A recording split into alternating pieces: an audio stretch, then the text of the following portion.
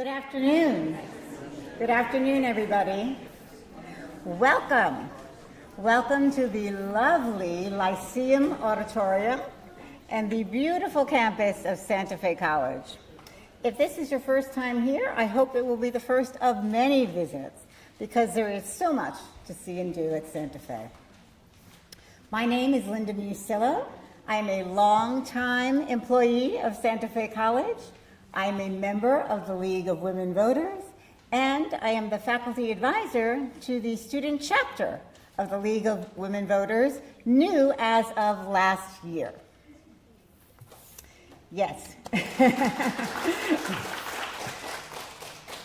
Engaging young people in democracy is so important, and we have some awesome, energized students for you to meet here today. We are delighted that for the first time this forum, sponsored by the Bob Graham Center, the UF Hamilton Center, and the League of Women Voters of Alachua County in tandem with the student chapter, is being held here for the very first time at Santa Fe College. We hope it will be the first of many such forums here. Many thanks to the very many people involved, the staff and volunteers of the Bob Graham and Hamilton Centers, the volunteers from League of Women Voters of Alachua County, the Santa Fe chapter student volunteers, the amazing fine arts staff here at Santa Fe College, and the many others who have lent their time to the planning and supporting of this forum. I know that it will be enlightening for all. Thank you all again for being here and for finding it, which I know is a challenge. Enjoy. And now it is my pleasure to introduce Janice Gary.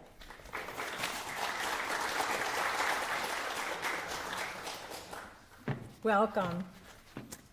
I am so enormously pleased to be practicing democracy with you today. Thank you for coming. My name is Janice Gary, and I have the privilege of being the president of the League of Women Voters of Alachua County. Since its founding in 1920, the League has been a pillar of informing voters in this country. We are grateful to have the Bob Graham Center, the Hamilton Center, and Santa Fe College as our partners for this event. We are here today to learn. Today's forum will cover local and state candidates and issues. The leadership, referendums, and amendments that we cover are the matters that affect our daily lives the most. Candidates will be present on the stage. Information about ballot choices will be on the slides, and after the event, we can learn from discussions with each other and have the opportunity to speak with the candidates. Think of this as a multi-course feast of knowledge. Don't miss the dessert. In the breezeway, the League has a table full of handouts that you can take home. Each one has a QR code that will direct you to the League vote411.org site, where you can pull up your customized ballot choices and information about the choices you will face. Dozens of League volunteers have worked for months to put this material together for you. Many bright minds and helpful hands have worked to create this forum. For each person, we are grateful. Thank you to each audience member, both here and at home, for attending. Let's begin. Rhonda Victor Sibilia is our moderator for the County Commission panel.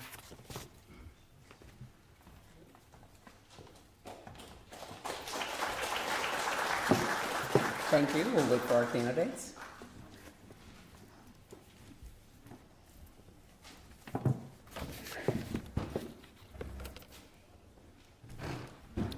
So, good afternoon. I am Rhonda Victor Sibilia, a relatively new member of the League of Women Voters, but I come to you with decades of experience in broadcast journalism and local government.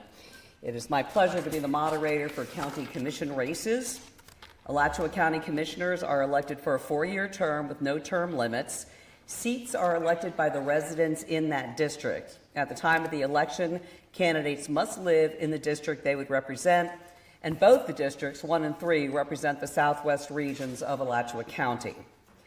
There are two candidates for County Commission District 1 seat who will appear on the general election ballot. They are Mary Alford, who is all the way to my left, your right, and Elizabeth Ann Dobler. Mary Alford is a Democrat, Elizabeth Ann Dobler is a Republican, and unfortunately she could not be with us today. There are two candidates for the District 3 seat. They are Jen Garrett and Anna Prizia. I got you reversed, I'm sorry. Jen Garrett and Anna Prizia. Because of league rules about what they call an empty chair, we're going to have kind of a hybrid format here. We're going to pose our questions to the two candidates that are here for District 3, and then at the end of the segment with them, Ms. Alford will have the opportunity to make a 5-minute statement about her candidacy. The format is, for our two candidates who will be answering the questions, first, each will have 1 minute to make an opening statement and 1 minute for a closing statement. After the opening statement, I will read questions prepared by the League of Women Voters. Each candidate will have 1.5 minutes to answer. There are going to be 3 questions in total, and I'm going to rotate the order in which the candidates respond. The candidates will be able to see the timer that will indicate time at 30 seconds and when to stop. Please stop when your time is up, or your microphone could be muted. Okay, we're now going to begin with your opening statements for 1 minute, and we're going to be in alphabetical order. So, Jen Garrett, would you please make your statement? Hello, friends. Thank you so much for coming here today. Thank you to the League of Women Voters for hosting this forum. I'm just thrilled to be here. It is an honor. And some of you might be wondering, why did I decide to go into politics? A lot of my close friends were baffled by why I would jump into something like this. So my political experience started about 10 years ago with another women's organization here in town, the Junior League of Gainesville. I served on their State Public Affairs Committee. I have served on that for the past 10 years. So I would go to Tallahassee with friends that are both from Team Red and Team Blue, and we would work on bipartisan issues like repealing the pink tax, which was repealed on feminine hygiene products a few years ago. We also did some of the work on some of the early legislation to fight human trafficking in our state, and what I found is that we are lucky to live in a state where our state government is very accessible, and I really enjoyed it. So how did I make the jump to go local? Oh no, it looks like I'm going to have to get to that at my closing statement. Okay, thank you very much. Anna Prizia, would you make your statement, please? Sure. Hello, my name is Anna Prizia, and I'm proud to be your Alachua County Commissioner for District 3. I love serving our community and have stayed focused on what is important by listening, collaborating, and really focusing on the root causes of our complex issues. From developing a recently adopted ag lands easement program to protect our farmland, to protecting West End from commercial development and instead building a park for our western neighbors, I have focused on wise growth and protecting our comprehensive plan. I have continued to work on ways we can expand protections for our water, our trees, and our natural resources, and I have also focused on infrastructure, expanding our budget from $3 million to $24 million a year for road maintenance and public safety upgrades. I have also focused on our social issues by expanding on commitments to things like a gun violence task force, free phone calls at the jail, and a clinic for Eastern Alachua County. If I'm reelected, I will continue to focus on those root causes and all the values that we all care about that make Alachua County great. Thank you. Thank you very much. For our first question, which has 2 parts, we will begin with Anna Prizia. Now, for this election, only voters who live in your district may cast a ballot for the race, but they will also decide on how to elect county commissioners in the future. Do you believe members should be elected by all voters countywide, referred to as at-large, or remain being voted on by single-member districts? And how might either affect the municipalities in your district? I believe that we should be voted at large. I believe that county issues are countywide issues. Our roads don't know the boundaries of a district. Our water quality doesn't know the boundaries of a district. Gun violence doesn't know the boundaries of a district. These are complex issues that require all 5 of us to get along and make good decisions. And all 5 of us should represent all of you. The effort to become single-member districts was a ploy by dark money that was dumped into our county, about $500,000, so that they could take over our county commission piece by piece and dismantle us and get us fighting with each other instead of focusing on what's most important. In my community, I have spent a lot of time building bridges with our small municipalities, having conversations and bringing them to the table. And both Mary and I have really expanded the partnerships and the opportunities to have conversations with those small municipalities. And again, to think about those issues and make those investments from Micanopy to Newberry to Alachua, and not focusing on what is good for just my district and what just my district needs, but what everybody needs. Thank you. Thank you. Jen Garrett, what is your opinion on how Alachua County Commissioners should be elected in the future? I'm very much in favor of single-member districts. Just to remind you, if we had had single-member districts in place during our last election, Pastor Kevin Thorpe, an African-American, would have been elected to the county commission, and we would be headed into this election with the opportunity to have the first majority African-American county commission in the history of the county. So that's one reason why I think it's important. For me personally, when I've been running, it's given me the chance to be an expert in the district. I can meet all of the business owners. I can know all of the roads. Folks out on the western side of the county are feeling quite neglected, and it's easy to see when you drive out on the roads and you talk to the folks that own businesses there, and you talk to folks that have kids in the schools. They feel as though there have been times where it's been very city of Gainesville focused and not as focused on the rural areas. So I'm running to give a voice to those people who have not had a voice in the past, that I can be an advocate and be very, very knowledgeable and have expertise in that district. Now, of course, I'm going to need to know about everything that happens in the county. So, of course, we'll need to know about how roads work in other parts of the county, but this just gives me the opportunity to dig in really deep and be an advocate for those businesses and those residents in my district. Thank you very much. And we're going to return to you for our second question, and that is, how do you believe the county should manage the conflicts created by the demands for development and the need to preserve natural and historic resources? And where does protecting the environment fall on your list of priorities? Well, of course, one of the reasons why we live here is we have such an extraordinary ecology here. My family loves going to the springs and going on hikes in nature. It's of huge importance to all of the residents of the county. But we also have a lot of growing pains, particularly in the western side of the county. We've experienced some overcrowding and traffic and things involved with the way that our county has been approving developments.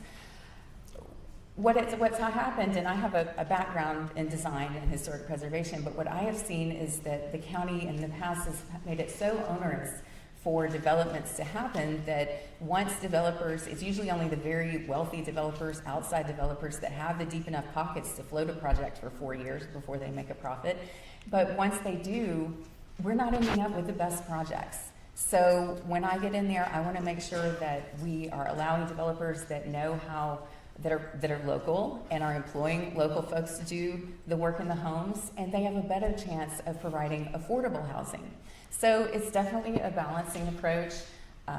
We have properties that need to be preserved and conserved, but we need to make the most of the properties that we're developing and do them in a smart way. Thank you, Jen Garrett. Anna Prizia, what is your stance on environmental challenges to the county? Sure. Well, I have been a strong proponent. My background is in natural resources management and conservation, and I've always been a strong proponent for the ways that we can protect our natural resources and the environment. I'm proud of the voters for passing wild spaces, public places again, so we can continue to apply our conservation lands and protect our water and our natural resources while continuing to focus on smart growth. And that smart growth really starts with our comprehensive plan. Its bedrock is an urban growth boundary, a boundary that basically says this part of our county is rural and this part of our county should be urban. And by doing that, we've really been able to focus growth in ways that over time will build areas that are compact development-wise and make it easier for people to live, work, play, and move within a context area. We have experienced growing pains, my opponent is right, but making it easier for our developers to develop is not the answer to that. continuing to stay true to our focus on public transit, on compact development, on mixed use, on affordable housing, and on making sure that our developers have to put in all the amenities and protect all the natural resources and the stormwater needs for our community. We have to hold strong to our comprehensive plan, and we have to continue to make those developers pay their fair share of what makes our county great. I think that we have a real opportunity with our climate action plan to also focus on the ways in which we can develop smart decisions that balance both our natural resources and the need for growth in our community as we continue to see population move here. Thank you. Thank you, Anna Prizia. And we're going to give you the third question as well. What do you believe the county's role should be in resolving homelessness? Now, it's mostly evident in the city of Gainesville, but it is countywide.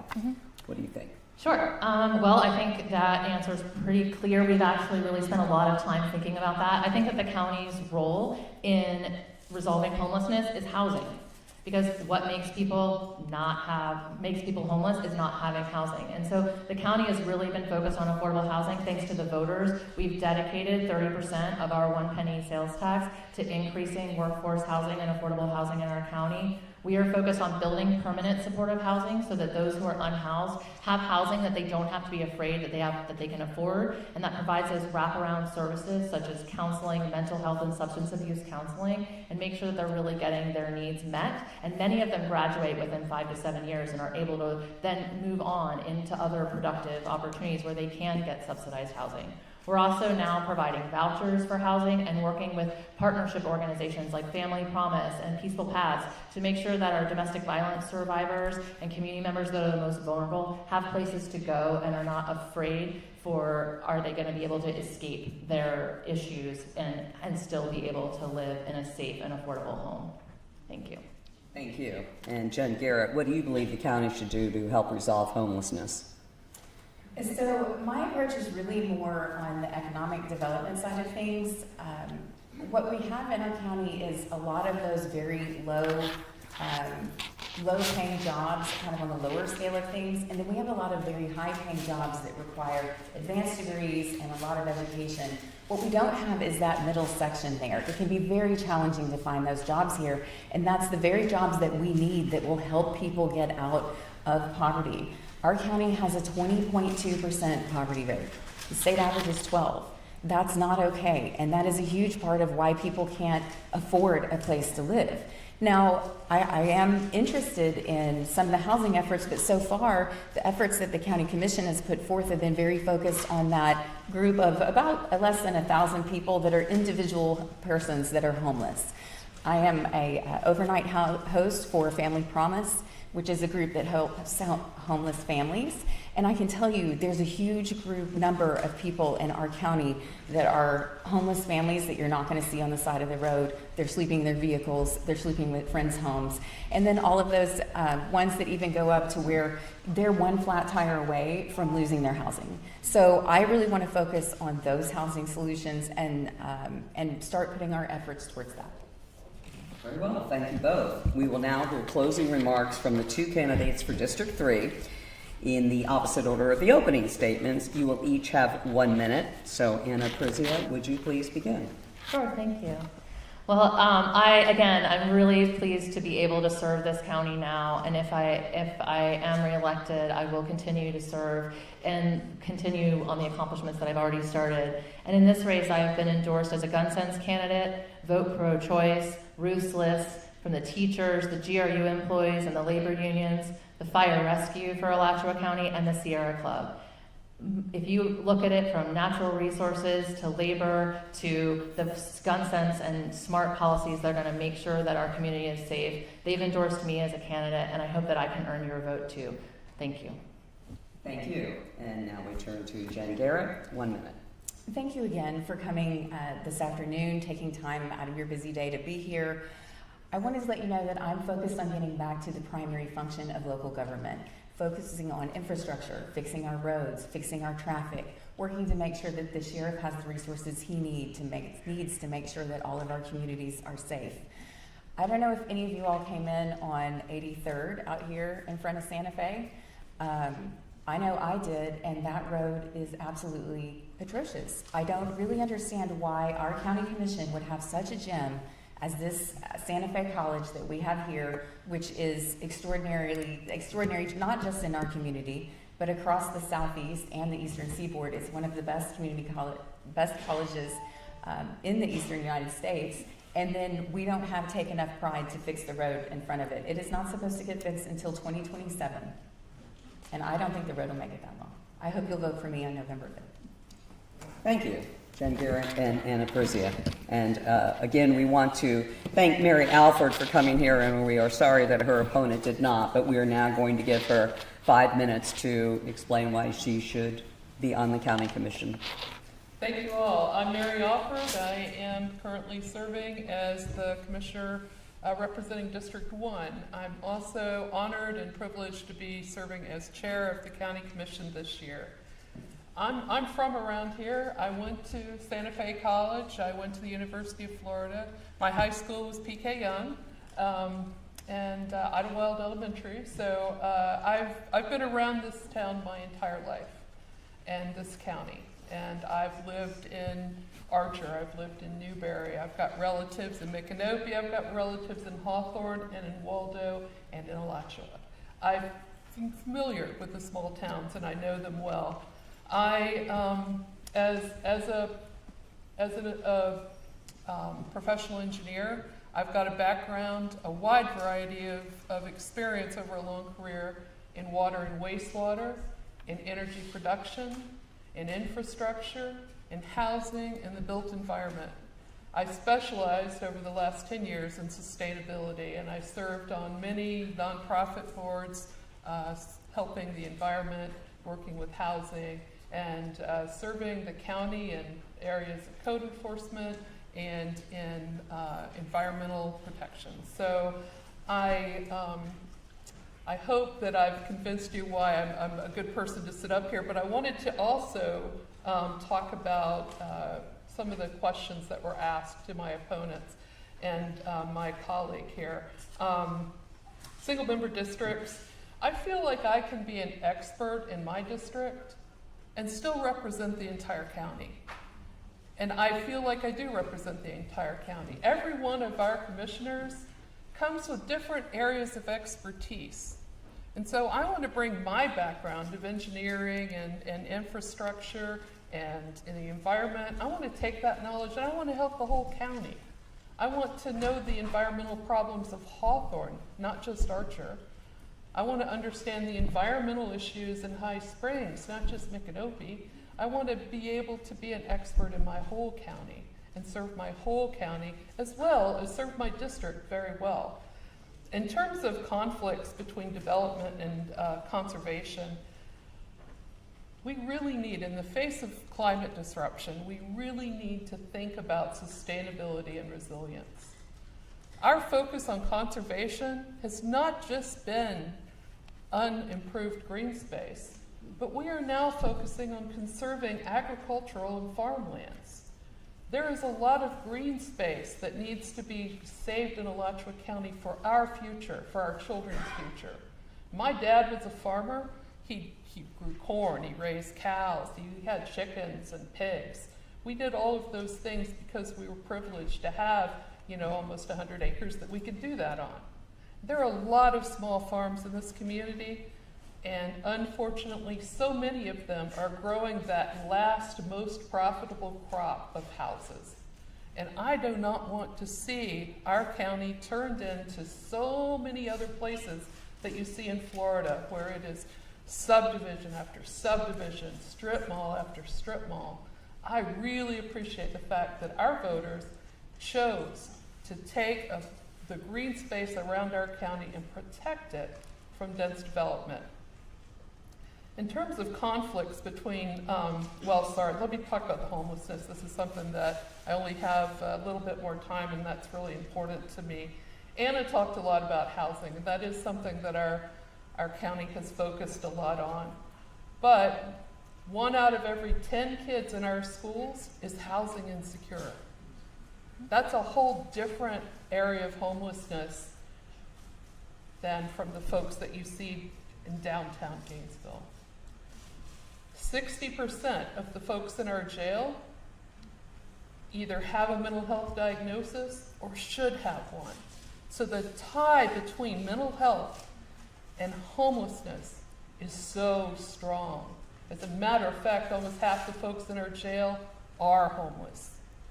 So we have to have places, if we're going to solve the problems of mental health in our community, solve the problems of homelessness in our community, we have to have resources to address mental health, and we are working on that.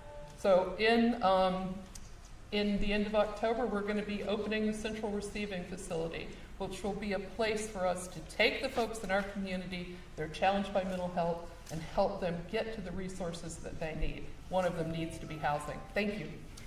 Thank you. And this concludes our panel for County Commission. We want to thank you, candidates, for being here, and hope you will stick around so that you can mingle with the voters afterwards. Thank you. Next, we will hear from the candidates for Supervisor of Elections, and your moderator will be Diana Boxer.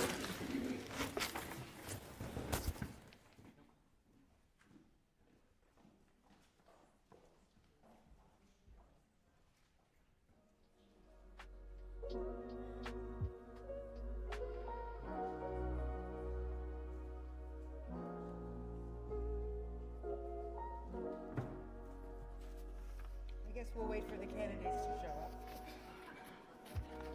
Also, I think we forgot to mention that we're going to be running information about the state and local questions that are going to appear on your ballot in between the panels, just to, as they come.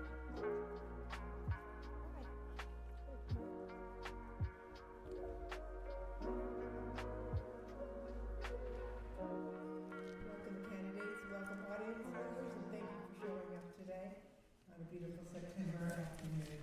My name is Diana Boxer, as Rhonda said. I'm a member of the local League of Women Voters, and I'll be moderating this panel for Supervisor of Elections today.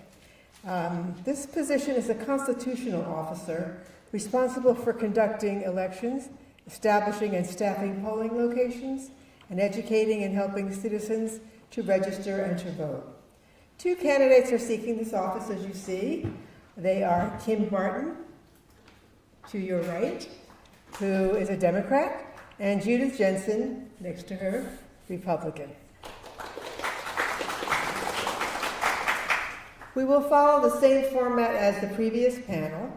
Each candidate will have 1 minute for an opening statement and 1 minute for a closing statement. In between those, I will read questions prepared by the League of Women Voters. Candidates will have 1.5 minutes to answer each question, and you'll see them on the screen. We'll begin with opening statements by the candidates in alphabetical order. So Kim Barton, you have 1 minute for your statement. Thank you. I have spent the last 31 years working in elections administration, planning and implementing over 80 elections. As Supervisor of Elections, I have successfully conducted 9 federal, state, and countywide elections, including 4 recounts.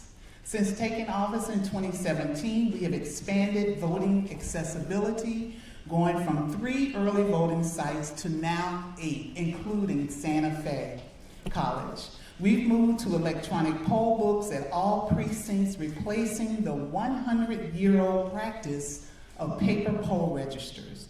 We now use ballot on demand at all Election Day precincts, a faster processing of checking in voters and reducing the cost to you, the taxpayers.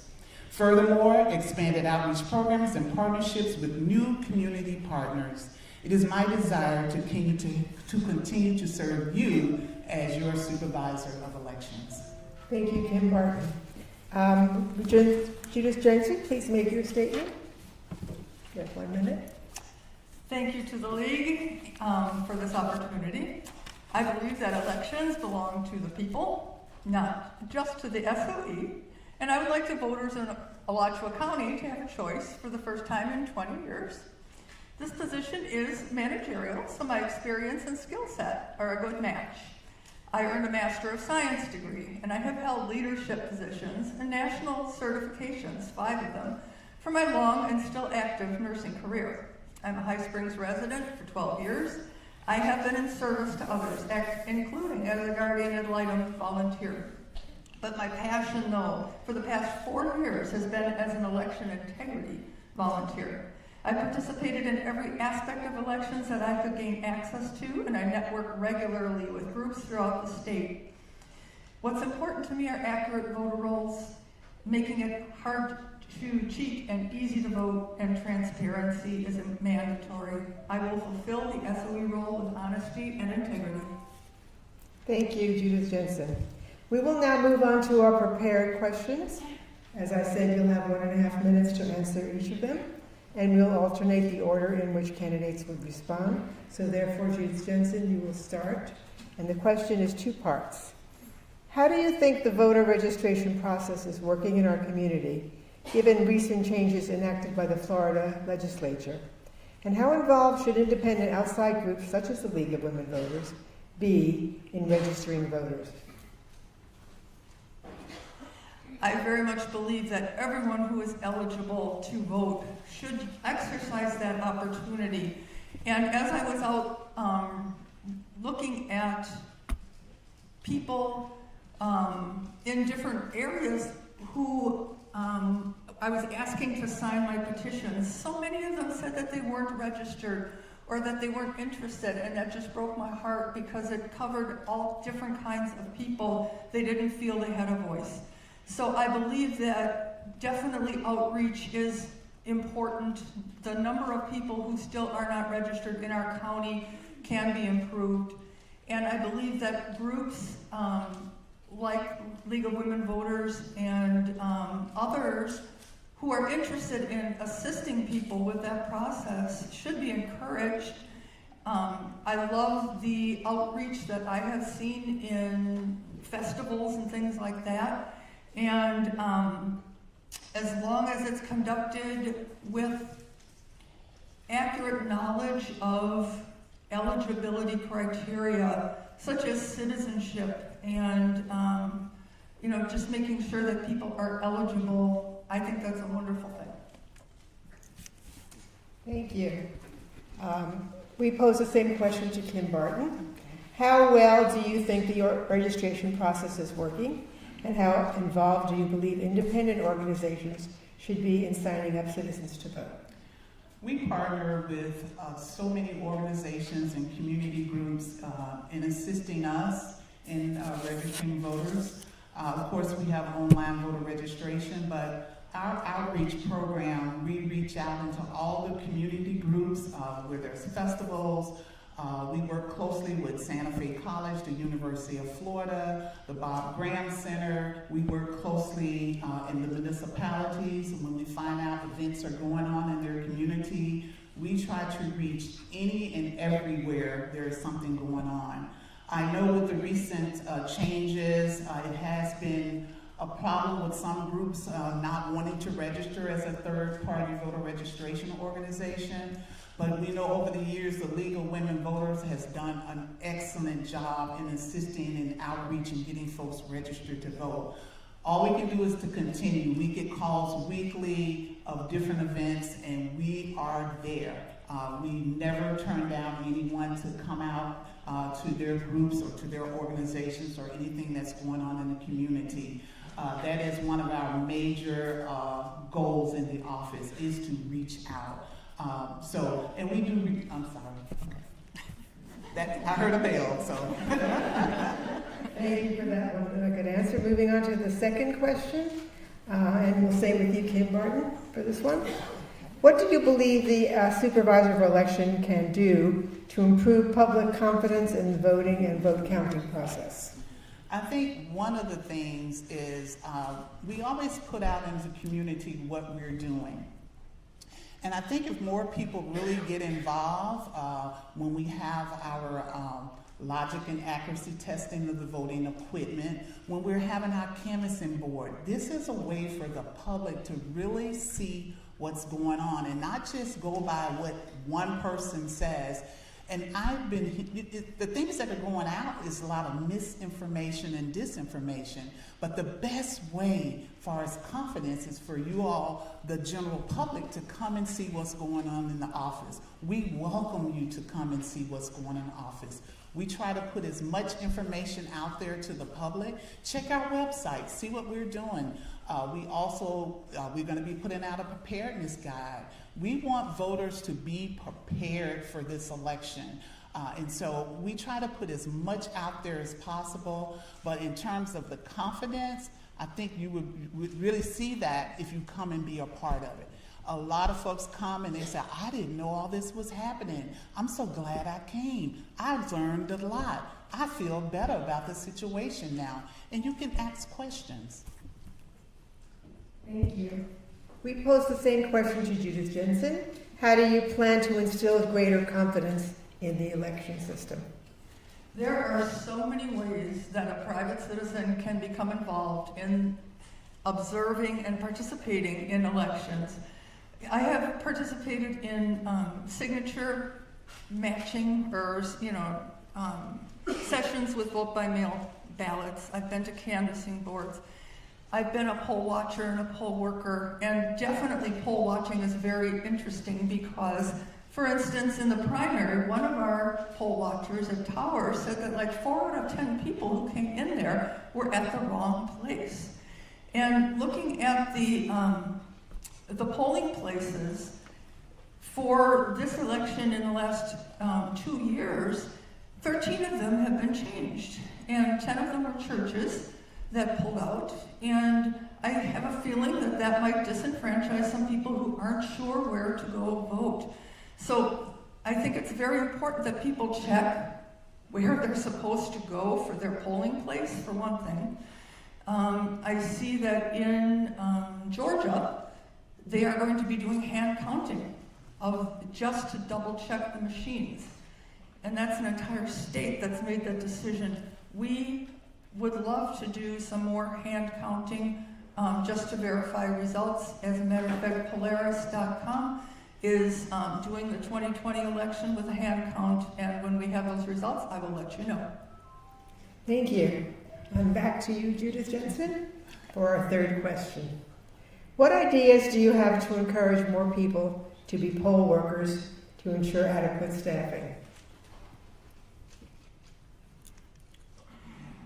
Of course, I don't have access to the statistics about how many people have applied to be poll workers. I know that when I applied, I had an interview that was fair, and other people of my acquaintance have also shared that they were interviewed for the position, which makes sense. You know, you're working for the SOE office, and I don't know that there is necessarily equity in hiring between the different groups, NPA, Democrat, and Republican. When we did a public record request, it seemed that it wasn't the same. However, again, I don't know the number of people who have applied from each political group, but there is an opportunity there to have better representation. Granted, it's very long hours. The day that I worked, I was there till 9:30 at night because the results wouldn't transfer. The money is not great, but it's an opportunity to serve the country and your county. And so there's a lot of public-minded people who really want to make a difference, and to reach them, some of our groups can encourage it. Some of our people were assigned to areas that they couldn't get to because it was just too far, and they couldn't be poll workers for that reason. So making sure that they can be in their area. I'm sorry. Thank you.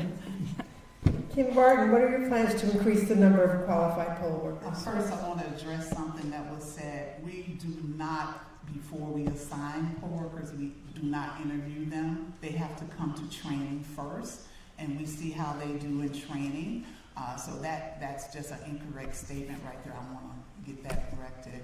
But we have, and in terms of, I've reached out to the Republican Party. I've said we need more Republican poll workers. I've done that again and again, and we seem to never get that many. But we have to utilize those who follow through the process. Everyone that signs up to be an election worker may not make it through the process. They come through training and realize this is too much for me. So we have to assign those who's going to show up. We go through training, and a lot of times people will call 2 days before and say, "Oh, I'm sorry, I'm not able to come." So we have to utilize those that have been trained, that show up, and so sometimes that takes it out of balance. We may have a balance because we try to not have one precinct with one party. We never tried to do that. But we've been recruiting poll workers for a long time, and we've seen a lot of poll workers lately, about 20 a day that comes through our own line. So we're reaching out to community groups. We're always in the neighborhoods recruiting poll workers. Thank you. This concludes the questions. We'll now hear closing statements from the candidates in the opposite order of their opening statements. So we go to Judith Jensen, and you have 1 minute. We have heard a lot about experience and that's so critical. And I would just like to say that in my 12 years of living here, I have not seen necessarily freedom from controversy based on that experience level. What I would bring is a fresh approach, not necessarily maintaining the same ways of doing things.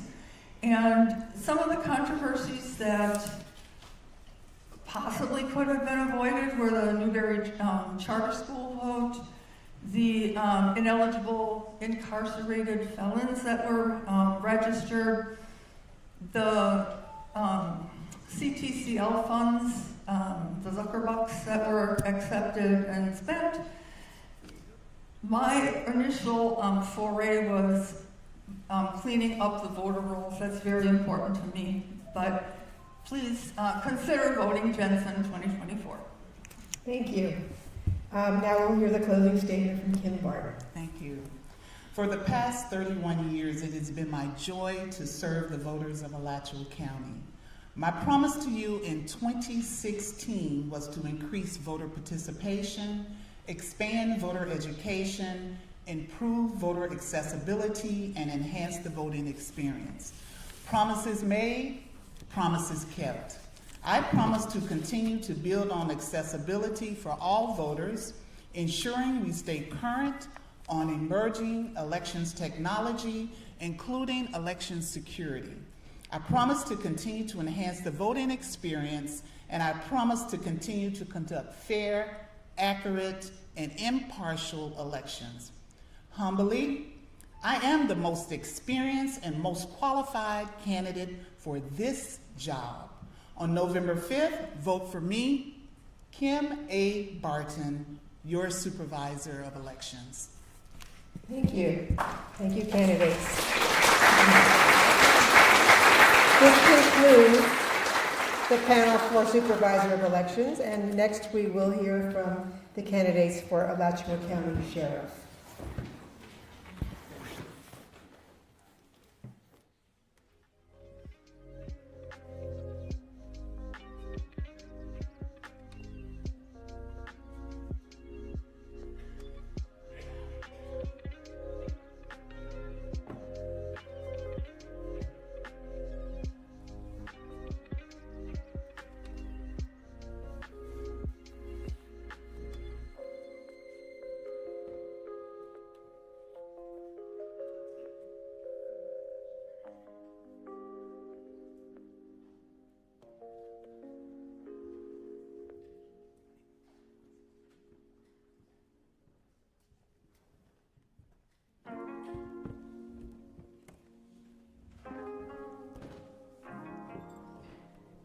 Good afternoon.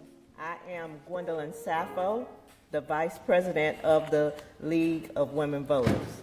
I will be the moderator today for the discussion by the candidates for sheriff. The Alachua County Sheriff's Office is responsible for law enforcement throughout the county, as well as overseeing jail operations. There are 3 candidates here seeking to head that agency.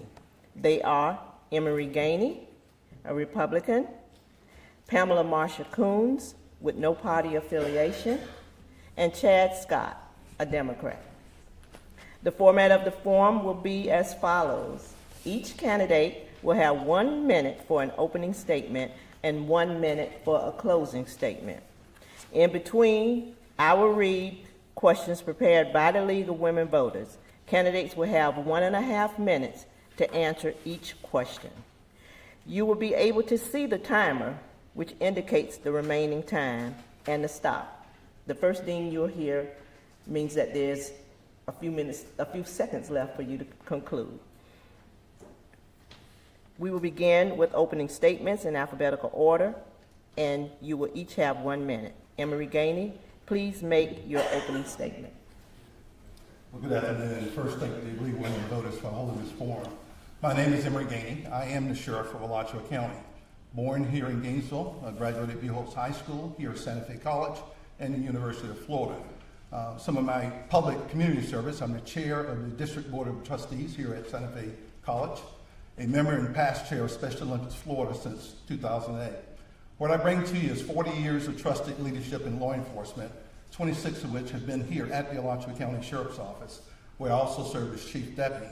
I served as Sheriff of Marion County when that sheriff was removed from office and successfully restored that agency. I have worked for 3 attorneys generals, serving as the law enforcement director and the chief of staff. We're going to bring you leadership through experience to keep us safe, restoring honor and accountability to the Alachua County Sheriff's Office that had been so sorely destroyed. We have done that in the last year. Hiring the best recruits to fill vacant positions. We came in with 248 of those. We have filled almost half of those positions at this time. We're going to also... Thank you. Yep. Next, we'll hear an opening statement from Pamela Marsha Coons. Thank you. Good afternoon, everyone, and thank you to the League of Women Voters for hosting this, and to all of you. It's been said that an ounce of prevention is worth a pound of cure, and there is nothing that is more glaring than the amount of money that we're currently spending on our students in the Alachua County school system compared to what we're spending on inmates at the Alachua County Jail. We're spending twice as much on our inmates. This is a public policy failure. Last night, 100 people died from gunfire in this country. 1 homicide for every suicide. 85 people took their lives from gun violence. So we have a gun violence problem, but it's mental illness that we continue to treat like it's a crime. These are public policy failures. You need someone at the helm who understands integrating every aspect of this community so that we can reach solutions, not just continuing to do the same thing over again. Thank you. Thank you. Now, Chad Scott, please make your statement. Good evening. Thank you for having me. I'm Chad Scott. I was born in Newberry, Florida. With the Newberry High School, I went to college at Belfort College, Kansas, which is a Christian school. I got my first job at North Florida Evaluation and Treatment Center, where I worked with mental health patients that were NGI and ITP, not guilty by reasons of insanity and incompetent to withstand trial. I started my law enforcement career here at the Alachua County Sheriff's Office, where I've done 34 years here in the Alachua County area as a law enforcement officer. I rose to the rank of a sergeant. I went to the Alachua Police Department, where I was rose to the rank of a chief. We encountered gun violence right away, to the point that we had to put a family in protective custody. We also became an accredited agency under my leadership. Also, I want to focus on gun violence, abuse of opioids, mental health issues, and also expanding victim services for domestic violence victims. 1 in 4 would be a domestic violence victim, 44% go unreported. Thank you. Thank you. We will now move on to our prepared questions. You will have 90 seconds to answer. We will alternate the order in which the candidates will respond. The first question will be for Pamela Marsha Coons. What do you believe are the top challenges facing the Sheriff's Office, and how would you respond to them?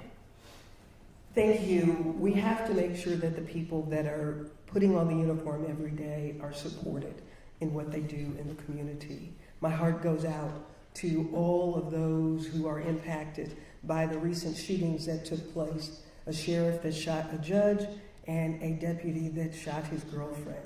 Just because you have on a uniform does not mean that you are immune to mental health challenges. Just because you put on the uniform does not mean that every day is going to be a rosy day. So we need to make sure that the people who are working to keep our community safe are feeling safe and supported themselves. Then we have to make sure that we are talking to people in the community. I'm thrilled to have these young people who are participating by being in the audience at forums. We need more young people in the audience so they can understand what it means to be good citizens. Thank you to all of you for being here. However, our next generation is not here. So how do we engage and bring in those groups who can bring our children to the table so that they can see the significance of their role in this community so that they are not turning to those things that are causing the challenges. Mental illness, we are in a mental health crisis. We have to stop sweeping domestic violence under the rug. We have to stop sweeping suicide under the rug. There are so many families that are hurting as a result of suicides. Thank you. Chad Scott, what do you believe are the top challenges facing the sheriff's office, and how would you respond to them? Like I said, the top challenges will be talking about gun violence. We have to focus on gun violence because those are the type of crime that's plaguing our community. When I talk about gun violence, I've been a street crime supervisor and I was on the street crimes unit. You have to get the street crimes unit on board to focus on this problem. You have to make sure that the citizens are protected. But not only that, when you talk about gun violence, you have to talk about the early part of gun violence so we can get everybody at the table. Like I said, the most critical time for a child is 0 to 5. So that means we have to start early. We have to start early. We have to get into the parents. We have to talk to the parents. We have to get every person that's involved, especially the school resource officers. I also want to focus on the abuse of opioids. The abuse of opioids is plaguing our community with silent deaths. What do we need to do about that? Once again, that street crime unit, you have to have something in place that's going to focus on this. And I'm not talking about just, I like the ILP model, which is you're going to focus on intelligence-led policing, where you have crime analysts on board that's going to collect data so you don't just focus on the people, you focus on the problem. When we talk about mental health, I worked in a mental health facility, and I know how bad that is, and I know how we need to focus on that. We have a co-responder group that I'm a big proponent of. That type of enforcement is what we need in this county. When I talk about domestic violence, it's growing, it's silent. We don't even talk about it anymore. And people are being victimized, they don't even want to report it. Thank you. Emery Gainey, will you respond to the same question? What are the challenges and how would you respond to them? As mentioned, when I came back to your sheriff's office, it was 248 positions short. That's 26% of the entire agency. So clearly the top challenge is restaffing the agency. A lot of the things that we want to do and we need to do in this community, we got to have staff to do those. In the year that we've been back, we've hired 186 people back at the sheriff's office. So we're addressing that issue, and we're going to continue to address it until we're fully staffed. Comprehensive safety, obviously emphasizing school safety. We've seen what's been going on around the country lately, and quite frankly here locally, as well as our surrounding communities.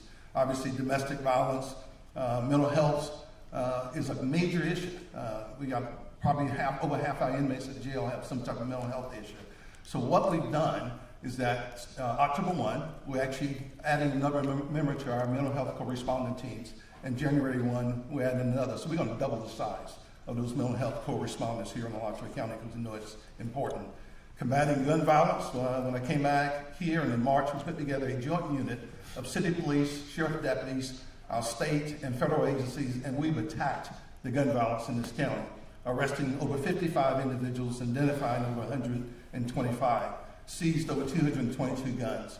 Obviously, prevention is also important. We're a part of about every organization that we can to help in preventing these crimes, but it's also necessary to address these crimes. And of course, community engagement.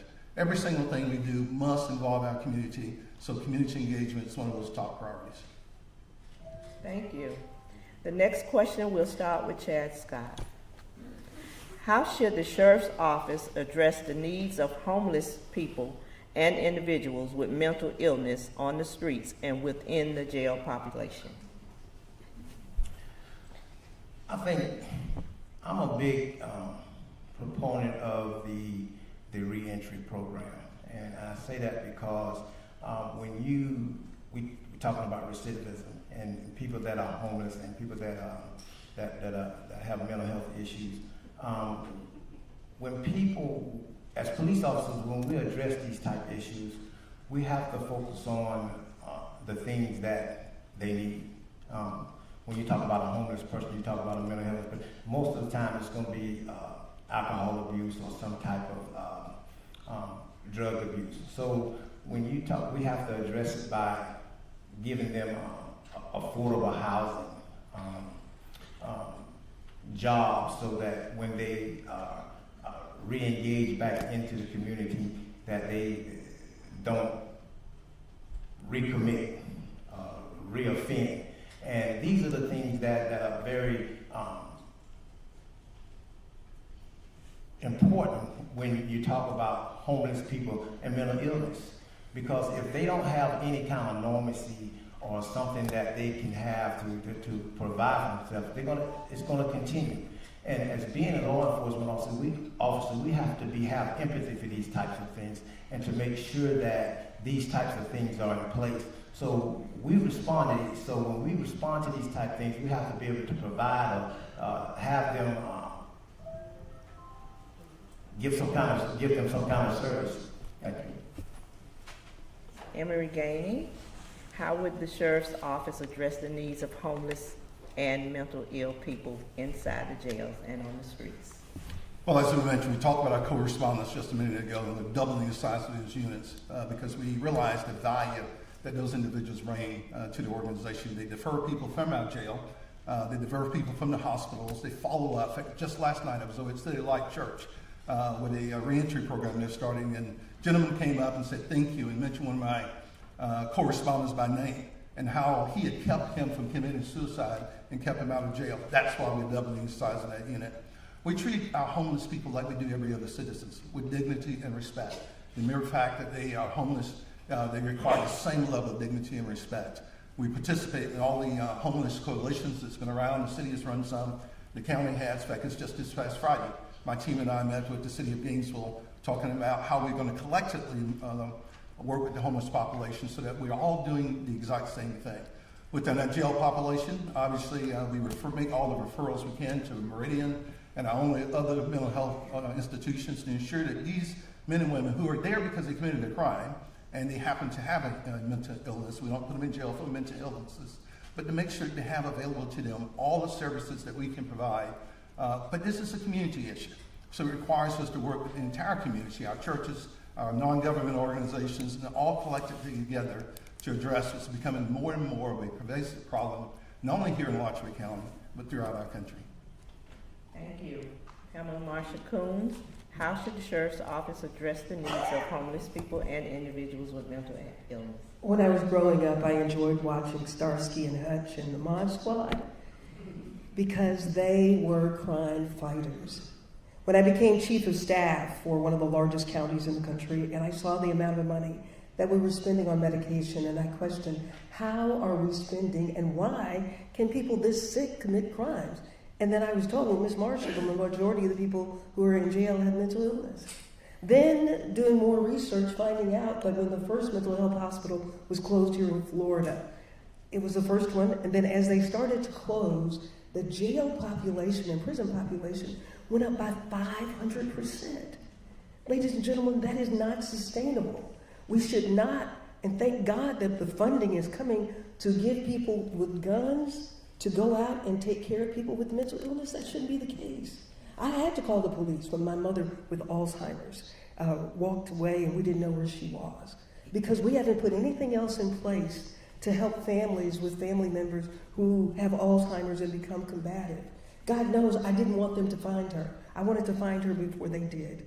What are we going to do about our children who have autism, who are going to be adults with autism, and parents who are going to leave here?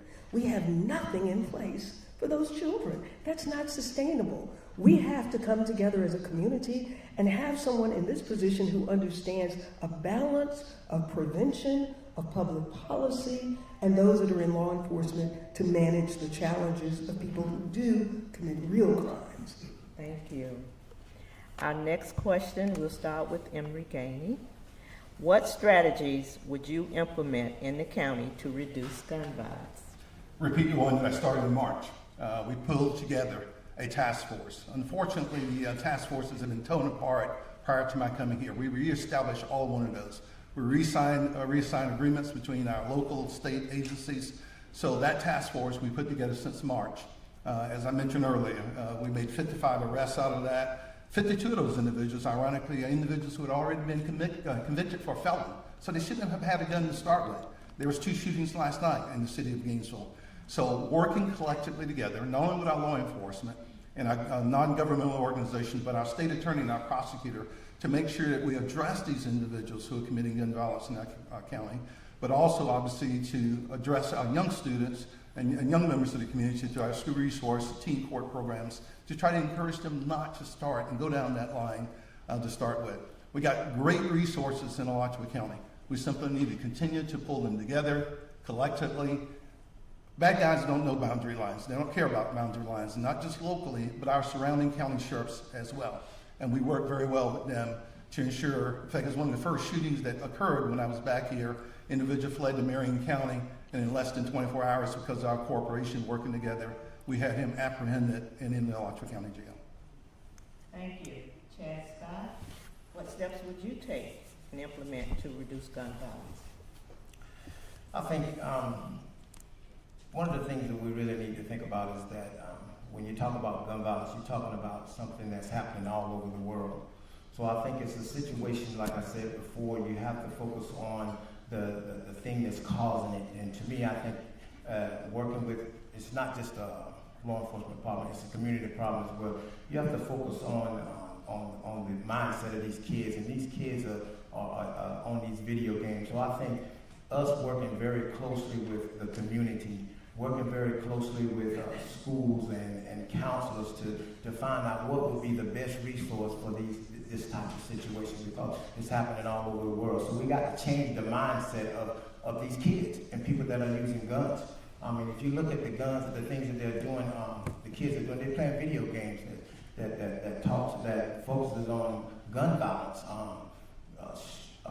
Fortnite, Call of Duty, they shoot each other.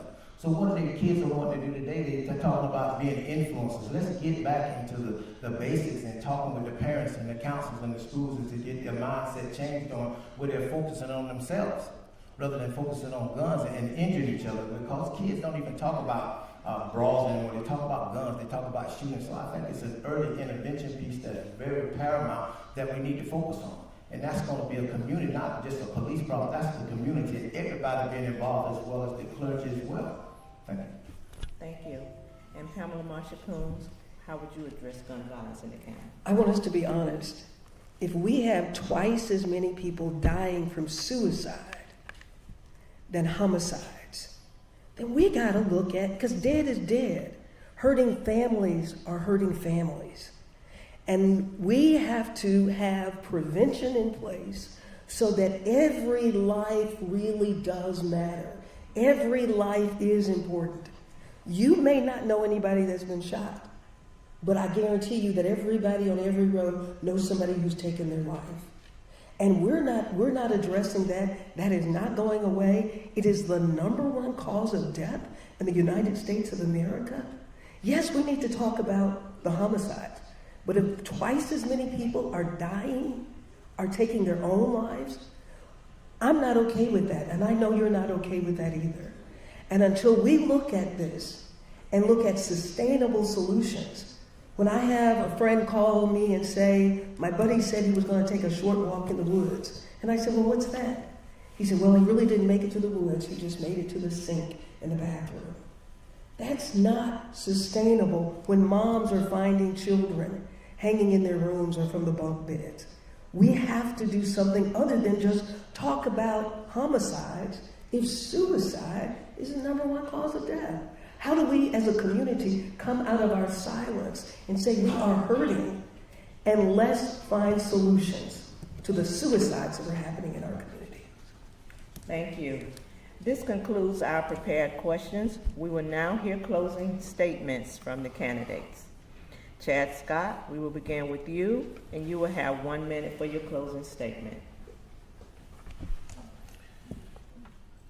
I'm Chad Scott. I started my career here at the Alachua County Sheriff's Office. However, I rose to the rank of a chief. While I was the chief, I did a lot of amazing things through my leadership capabilities. I think my leadership values is separate from the other two candidates here. I focus on people that are competent, capable, and confident. Not only that, have the passion to do the job. The law enforcement job requires a special person to do the job. You have to have empathy and sympathy for people. You have to have love for people. And that's what I do. I don't just run the shop myself. I focus on people's talents that have the same passion that I do, that serve the community. When you call us for a problem. And we need to find that best resource for your problem. And they need to have people that have empathy for you so they can find the best resource. A lot of people wearing the uniform don't need to be wearing the uniform. So when you call us, you need us to find the best resource for you. And I've proven that in the city of Alachua. Thank you. Thank you. Now we will hear from Pamela Marshall-Toon. When a husband came to work and killed his wife and 2 other people and shot 2 other people, we needed law enforcement, and I'm so thankful that we had them. But what did we do after everything was cleaned up? We did not have any meetings about how do we address prevention. And if we do not have a balance to this scale, then all we're going to keep doing is law enforcement will show up after it happens. My background in public policy and legislative affairs, and as a journalist, and as a mom of a Navy son who is battling trauma from the military and being in and out of jail, I bring to this position compassion and the kind of leadership that will help us bring everybody to the table, and we need you. We can't handcuff ourselves out of this challenge because we've already been doing it for years, and gun violence is now a public health crisis. Thank you very much. Thank you. Emery Gainey will now provide his statement. We've been doing prevention at Alachua County Sheriff's Office when I started in the early 80s, and we continue to do that. I mentioned teen court, which divert young individuals with misdemeanor crimes away from the court system. Very, very highly successful program. We continue to do those. Our continued engagement with our community. Our continued combating violent crime. Our staffing and recruitment that I talked about. But let me be clear in these last 30 seconds. We're an agency when fully staffed of 930 people. There's 908 inmates sitting in my jail today. And we'll be managing $126 million of your tax dollars. I have been a law enforcement officer, I've been a street officer, I've been a senior administrator. What we need as sheriff is a law enforcement administrator. I don't do law enforcement work now, I administer a very large agency. We hire qualified men and women, qualified leaders to manage those and run those. I have that experience. I proved it at the Attorney General's office. I proved it by correcting the problems at the Marion County Sheriff's Office, and I proved it here in the last year. I'm Emery Gainey. I hope you consider me when you vote. Thank you all.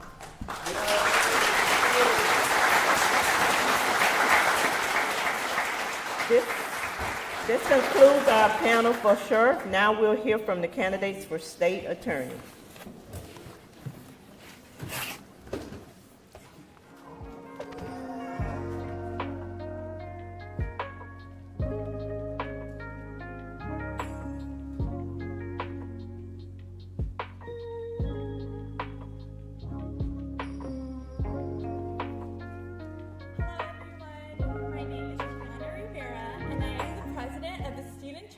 Of the League of Women Voters at Santa Fe College. The 8th Judicial Circuit serves Alachua, Baker, Bradford, Union, Levy, and Gilchrist counties.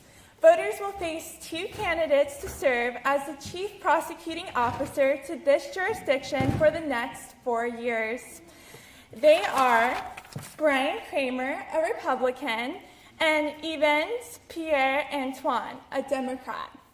It is the job of the state attorney to review charges and complaints to determine whether the facts warrant prosecution, to determine what criminal charges to file, interview witnesses and victims, litigate pretrial motions, and prepare and try criminal cases. The format remains the same. Each candidate will have 1 minute for an opening statement and 1 minute for a closing statement. Following the opening statements, I will read questions prepared by the League of Women Voters. Each candidate will have 1.5 minutes to answer. There will be 3 questions total. I will rotate the order in which the candidate responds. Candidates will be able to see the timer, who will indicate the remaining time at 30 seconds and stop. Please stop when your time is up.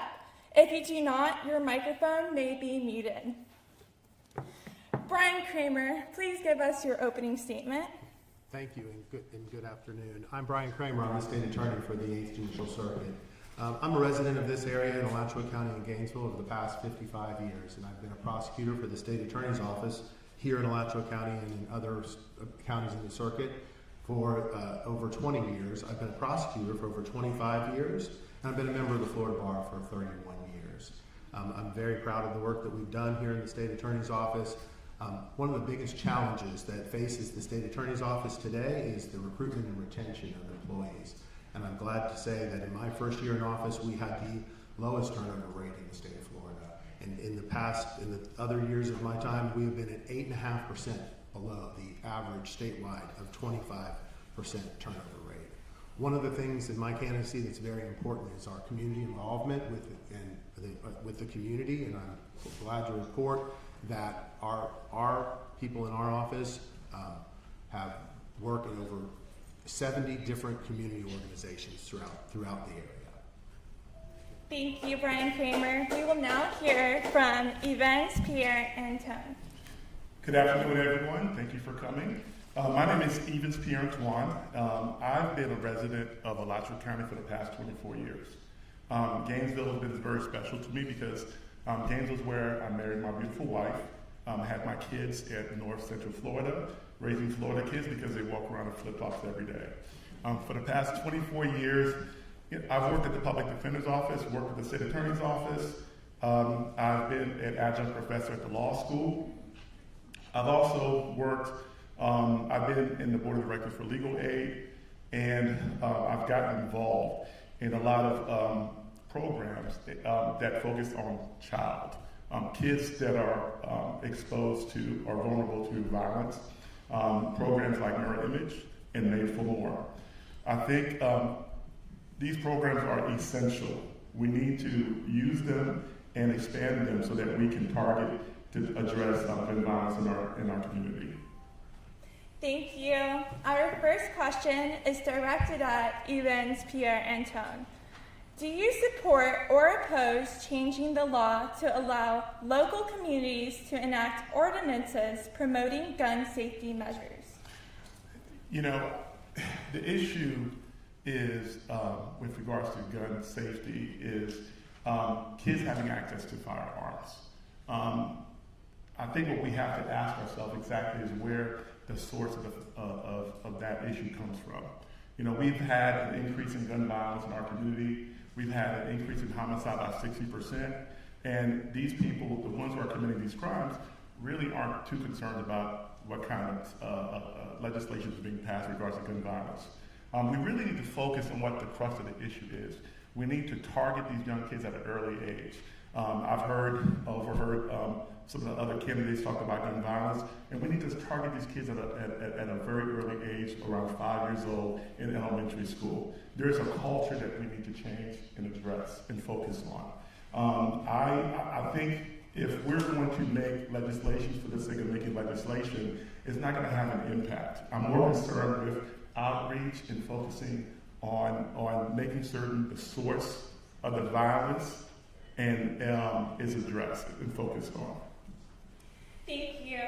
Brian Kramer, do you support or oppose changing the law to allow local communities to enact ordinances promoting gun safety measures? So Alachua County already chooses to increase the waiting period that is allowed by the state of Florida.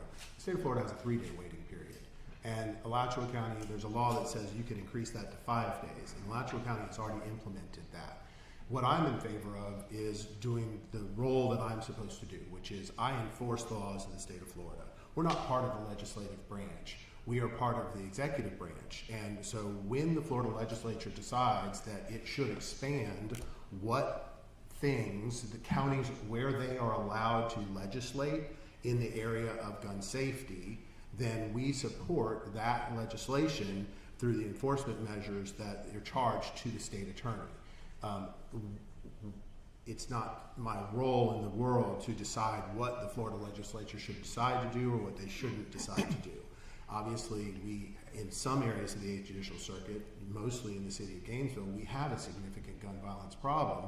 And so any measure that would help address those gun violence problems is a helpful solution. This is not something that we're going to be able to solve by the stroke of a pen or by a single measure.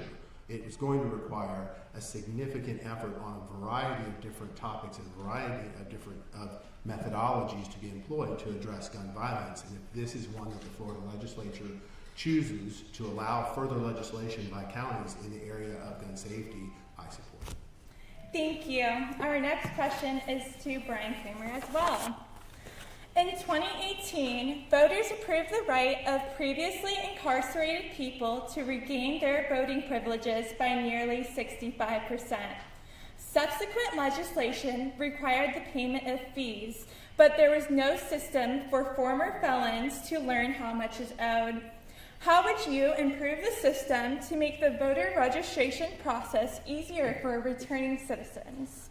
Thank you for this question. I've already done this. So what I came up with, and this is the only program in the state of Florida, is I came up with a program that we call the V8 program, or the Vote 8 program.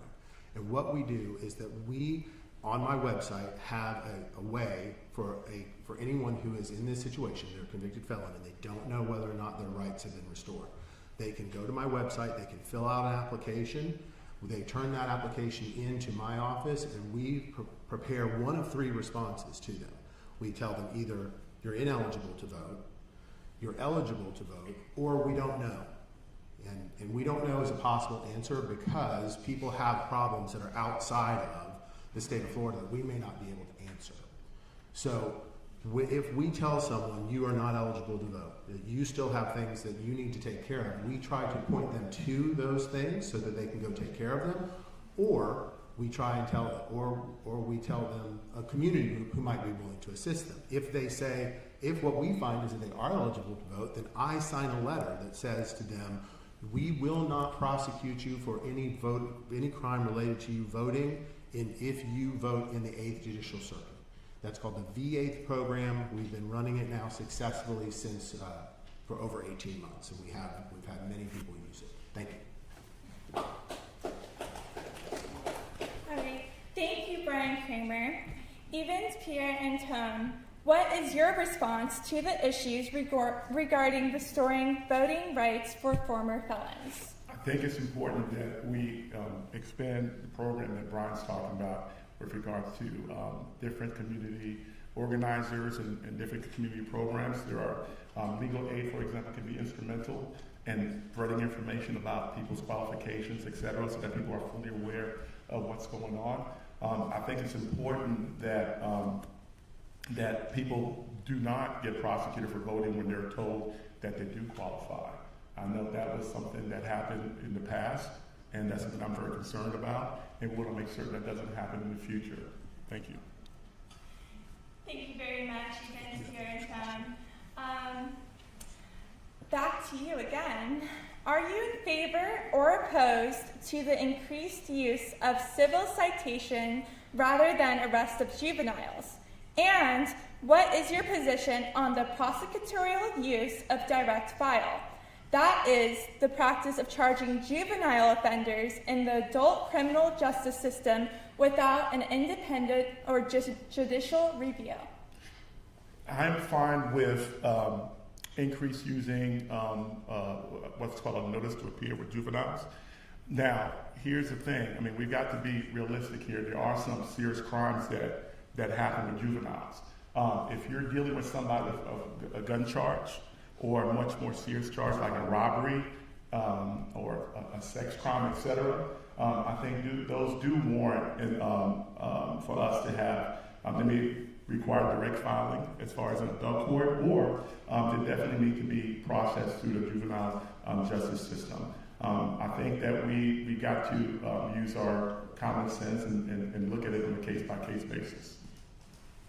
Thank you so much.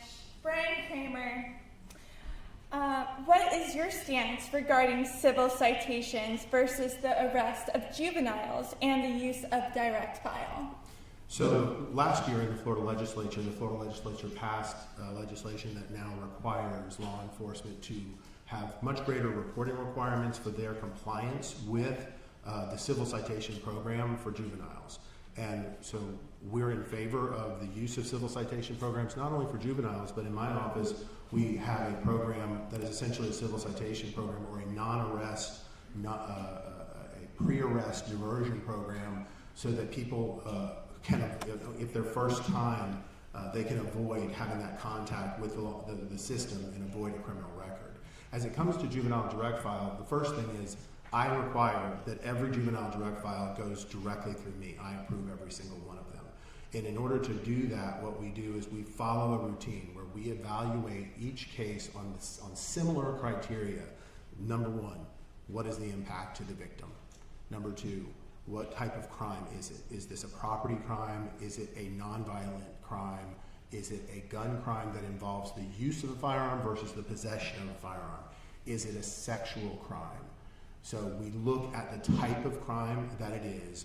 Then we look at one of the most important questions, and I won't get to all the criteria here, but one of the most important questions is, has the juvenile exhausted everything that is available to the juvenile in the juvenile justice system before we move that person to adult court? And of course, there are times when the crime is so serious that it has to go on. Thank you.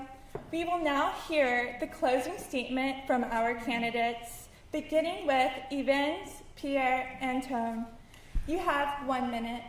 All right, not much time, but thank you for coming to this event. We really are at a crisis situation in this area, in this circuit. We have 60% increase in homicides, 50% increase in robberies. It's my belief that we need to focus more on outreach. I know Mr. Kramer talked about that his attorneys have done a lot of outreach in various other areas. More specifically, we need more outreach in vulnerable areas where targeting gun violence.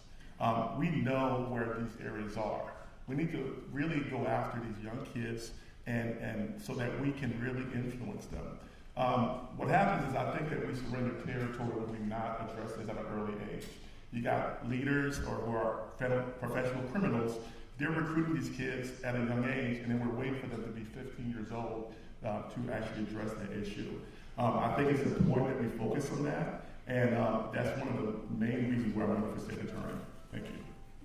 Thank you. Brian Kramer, you may present your closing argument.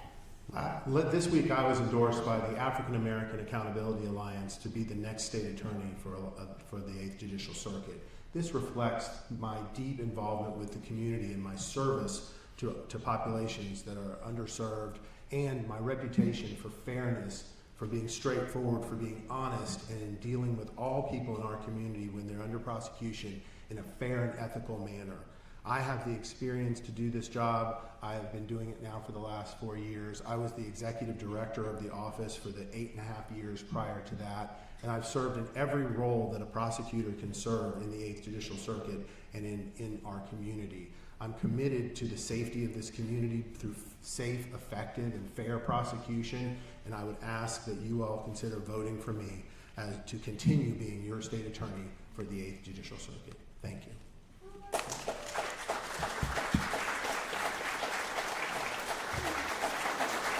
Wonderful job to both candidates. That concludes the forum for state attorney. We'll next hear from the candidates for Florida House.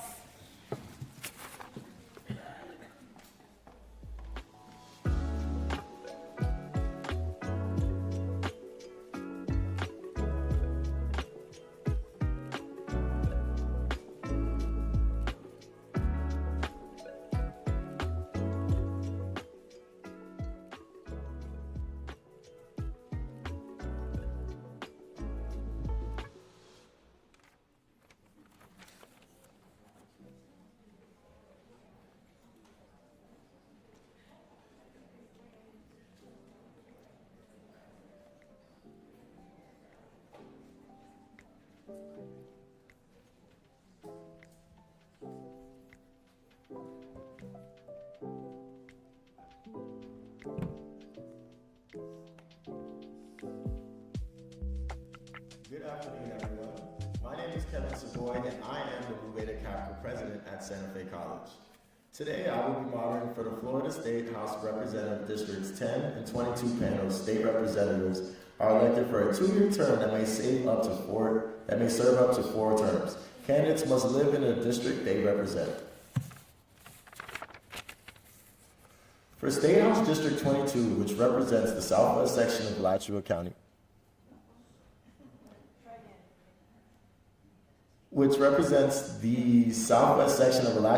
and all of Levy and Gilchrist counties, and the 2 candidates are David Ariola, a Democrat, and Chad Johnson, a Republican. Candidate Chad Johnson is not attending today's forum, therefore, per League of Women's Voters rules, the candidates who are present will each have 5 minutes to speak. There will be no questions posed to the candidate.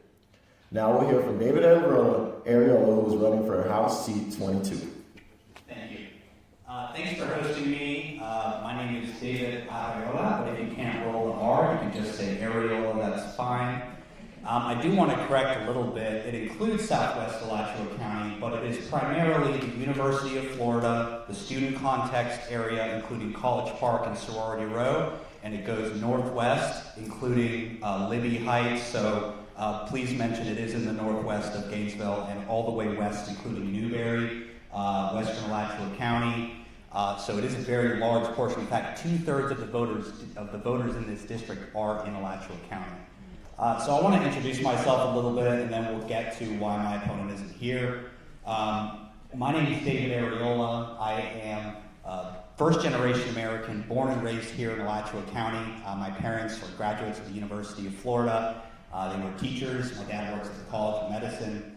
And I ran for office a few years ago for the City Commission because I believe that we are at a critical juncture in our time in this country where we need every generation to be stepping into leadership in public office and in the public sphere. We have seen younger people often determine things like marketing, things like consumer ads, things like how do we sell music, how do we sell this, but you know what's the one thing people never ask? How do we get young people involved in the government?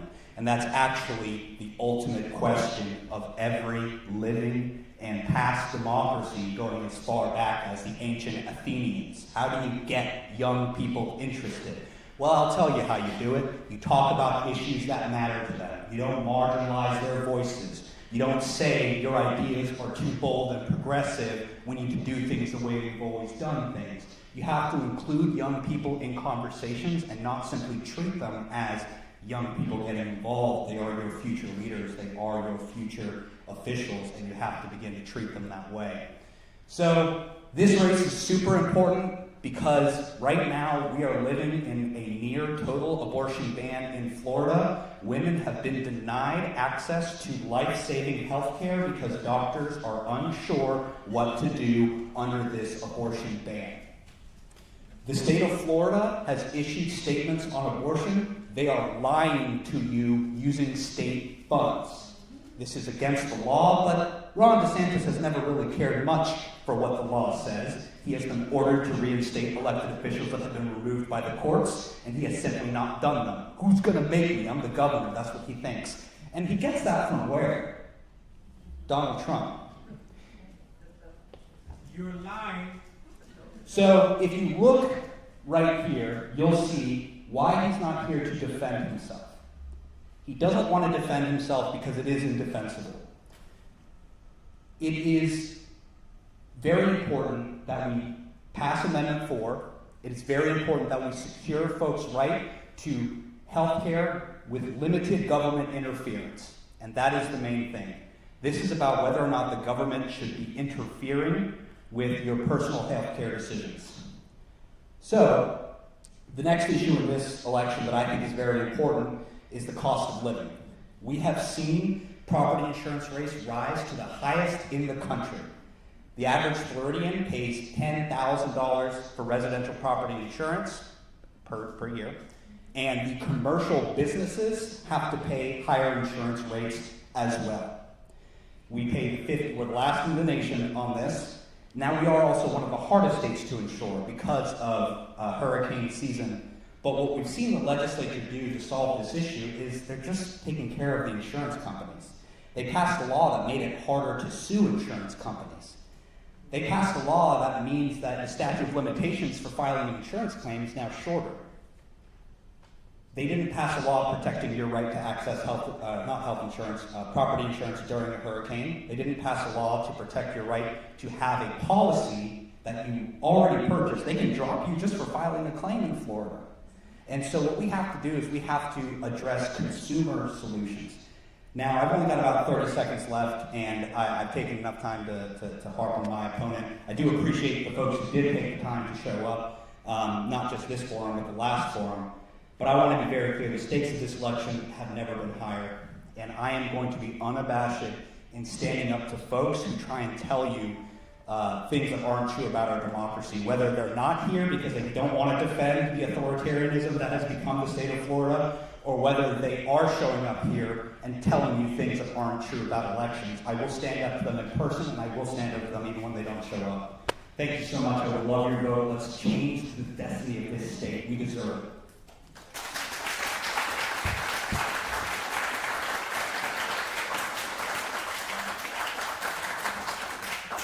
Thank you, Mr. Arola. I'll be practicing rolling my R's.